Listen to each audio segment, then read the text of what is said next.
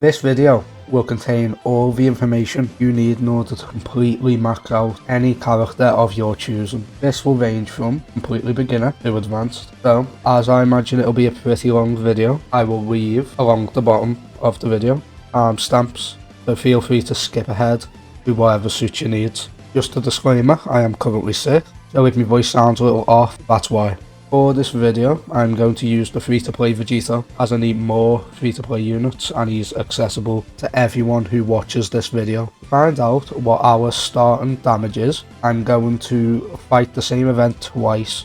First being before we build them, and second being after, so we can see how much we improved. Obviously, the amount of improvement will depend on the character you decide to use. It will probably be more than mine, however, because mine's a free-to-play unit. This is the team we are going to use. This is so the Vegito isn't under a leader skill that will float his damage, and I would argue building a team around the character is part of building the character. So the Vegito is in his level 1 unbuilt form and is still an SSR, leading to a jaw dropping 125 damage. Our first step is to level him up. You can do this by going to the team tab and selecting growth, making sure you are under the training tab. Select your unit. This is not the Vegito from the start of the video, as this section is actually recorded after I'd have already built him. Now you can enter all your items manually or automatically by clicking the shiny max growth button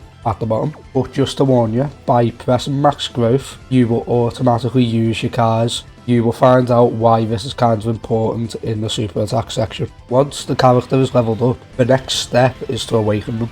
While still in the growth page, you will see 3 tabs along the top of your screen. Move from the training tab to the awaken tab and click on your character. As you can see, you will need to collect something known as awakening medals. For your first awakening from SSR to UR, this will take general medals that are rather easy to acquire and practically free. Once you have UR'd your character, you will need to go to your training tab once again and max level them. Now go back to your awaken tab. You will now need character specific awakening medals. To find out how to get these medals, onto the awakening medal and it will show you how to acquire them. Usually, like 90% of the time, this is via completing an event. However, this Vegito is a rare case. His medals are from the Baba shop. This will just depend on your unit. The amount of times a character can be awakened is different depending on the character. This will change depending on if the character maxes out at UR, LR, or is an easy A unit. In this Vegito's case, he is both a LR and an easy A unit. Increasing super attack is important for 3 reasons. First, it will increase the general damage that your super attack deals, and second, it will allow you to unlock more of your character's hidden potential and allow you to equip more skill orbs, which I will delve deeper into in the skill orbs section of the video. To increase your super attack, go to the training tab. Once here, you can select certain units to increase your super attack. The best way of doing this is via cars. Click onto one of the empty slots under training partners and you will see if you have any cars available to increase your super attack. There are 3 types of cars. One which will give any unit a 100% chance at increasing their super attack. One which will give any unit a 30% chance to increase their super attack. And one that will only give 100% chance to units of that guy's typing.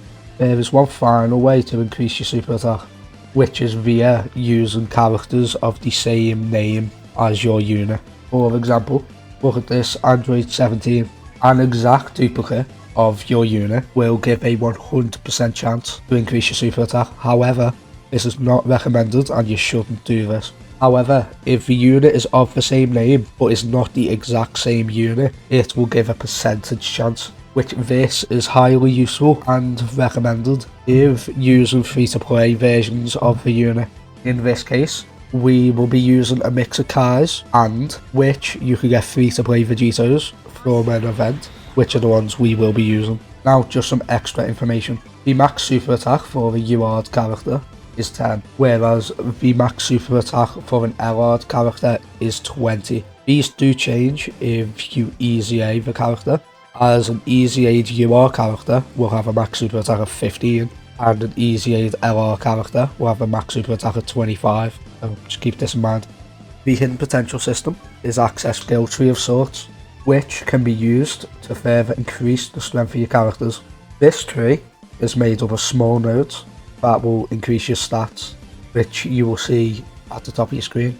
Next are the big nodes. These will have the same pictures as the ones shown at the top of the screen, and these will either add completely new game mechanics to your character, or will just generally improve your character. Starting from the left, first there is additional attack. This will allow your character to attack multiple times after their initial attack. This has a chance of being a super attack. Next is critical. This will give your character a chance to critical hit, which will make their attacks deal more damage. Next is evasion. Evasion will give your character a chance to evade an attack. Next is type attack boost. This will make your character do more super effective damage. This is followed by defense boost, which is the same thing, but instead of increasing your damage dealt, it'll decrease your damage received by the type you are super effective against. Next is super attack boost, which will increase the damage of the unit's super attack.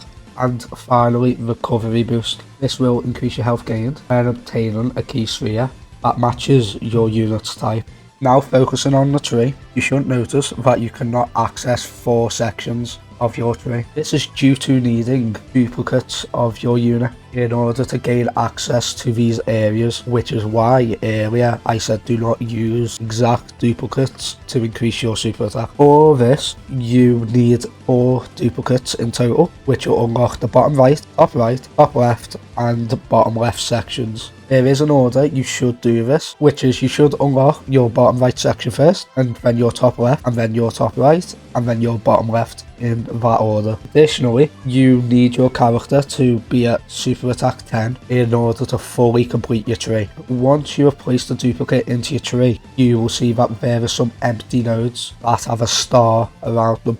Click onto this node and you can choose between one of the big node effects. What you choose will be up to you, and depending on the character will change. Your skill orbs are rather straightforward. While still in your hidden potential page, you will see near the top there is a skill orb section. You may have some locked or may have them all open like me. You immediately have your bronze slot unlocked. You can unlock your silver slot by getting your character to super attack 10. And the golden slot is when your unit has 2 or more duplicate units put into their hidden potential tree. When these are unlocked, you can click onto an empty slot and use any skill orbs you have. Once again, what you put into your character will depend on the character you're building. Okay, finally, we can discuss link leveling. This is the most advanced form of maxing out a character.